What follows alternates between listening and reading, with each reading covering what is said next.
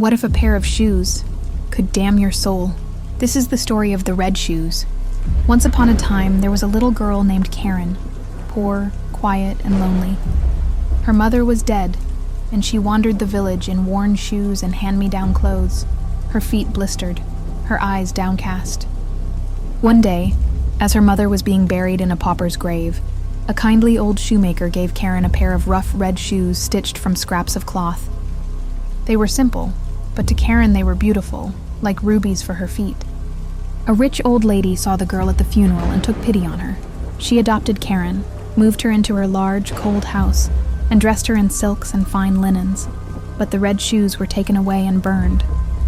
Instead, Karen was given dainty black slippers suitable for a well-mannered young lady. Time passed. The girl grew into a quiet but proud adolescent. She never forgot those red shoes. Their color had burned into her memory. One day, the old woman took her into town for a new pair. Karen, without permission, picked out a glossy pair of red leather shoes, shining, bright, with silk rosettes on the toes. The old lady was nearly blind and didn't notice their color. Karen wore them with her confirmation dress, though everyone whispered it was improper to wear such flashy shoes in church. But Karen didn't care. When she walked in the red shoes, her heart beat faster. She felt taller, braver, like she was no longer the poor orphan in the back pew. And when she danced in them, something stirred inside her, something wild. But soon, Karen's pride grew unbearable. She wore the red shoes to school, to church, even to the old lady's sickbed. The woman begged her to be more modest.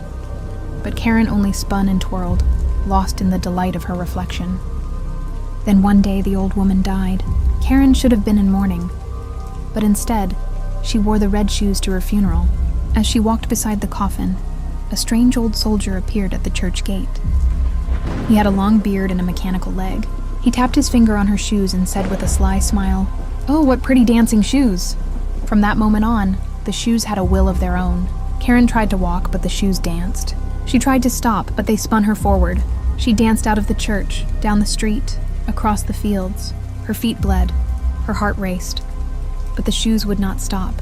She danced day and night, through thorns and briars, over stones and bones, past towns and rivers.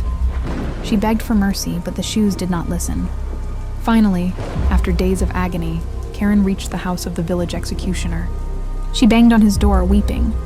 "Please, cut off my feet. I cannot bear it any more." The executioner, pale with horror, agreed. He took his axe and severed her feet, red shoes and all. The shoes, with her feet still inside, danced away down the road. Karen was given wooden feet and crutches. She tried to return to church, but the red shoes were always waiting, spinning before the door, blocking her path. She could never go back, never be pure again. She wandered alone, weeping, until her soul broke with repentance. Only then did she finally collapse, whispering a prayer. And at last, at the very end, her heart stopped beating, and the angels carried her away. But still, in the deep woods, some say the red shoes dance, spinning endlessly, never tiring, always searching for feet to fill them. This has been another nightly bedtime story. Sleep well and dream deep. If you enjoyed, please consider leaving a like, following, and sharing for future stories. Until our next journey, goodbye and sweet dreams.